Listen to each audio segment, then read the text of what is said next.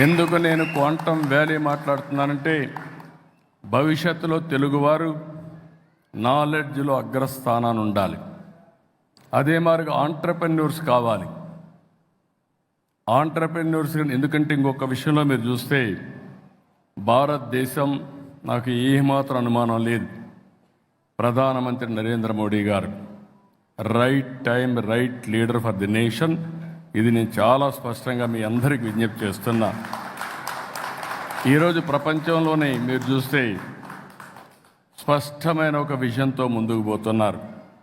2047కి వికసిత్ భారత్ ద్వారా ప్రపంచంలోనే number 1, number 2 దేశంగా భారతదేశం ఉంటుంది, దాంట్లో అనుమానం లేదు.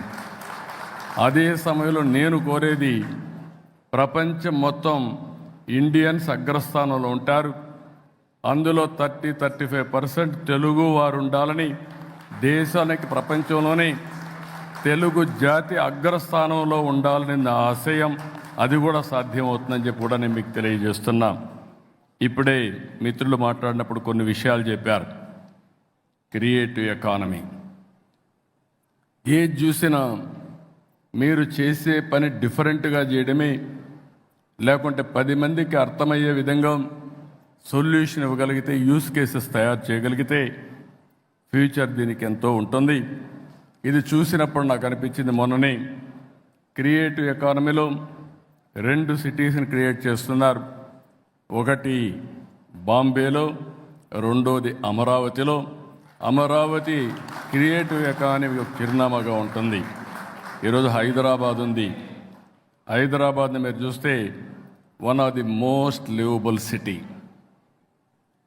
ఈరోజు ఆలోచించింది కాదు, 1995లో 95 నుంచి 2000 వరకు బ్లూ ప్రింట్ తయారు చేసి ఎక్కడెక్కడ ఏమి రావాలి, అవుటర్ రింగ్ రోడ్ కానీ, ఎయిర్పోర్ట్ కానీ, హైటెక్ సిటీ కానీ, జినాం వ్యాలీ కానీ, ఇలాంటివన్నీ కూడా, ఇన్సూరెన్స్ ఫైనాన్స్ సిటీ కానీ, గచ్చిబౌలి స్పోర్ట్స్ సిటీ కానీ అన్ని ప్లాన్ చేశాం.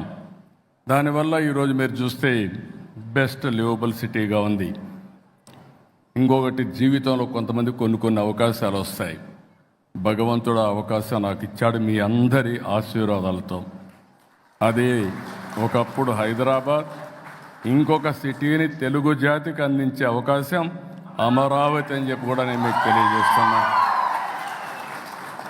భారతదేశంలోనే కాదు, ప్రపంచంలోనే ఏ టాప్ సిటీస్ ఇండియాని చూస్తే 1 and 2గా అమరావతి, హైదరాబాద్ ఉంటాయని చెప్పి కూడా మీ అందరికీ విజ్ఞప్తి చేస్తున్నా. అది తెలుగువారి శక్తి, అది ఉండాలని చెప్పి నేను మనస్ఫూర్తిగా ఆకాంక్షిస్తున్నా. ఇలాంటివి చూసినప్పుడు మళ్ళీ ఒకసారి మీ అందరిని నేను కోరేది, ఏది చేయాలన్నా విశ్వసనీయత కావాలి. ఓసారి మనం అనుకుంటాం, ఈరోజు మనం చేసే పని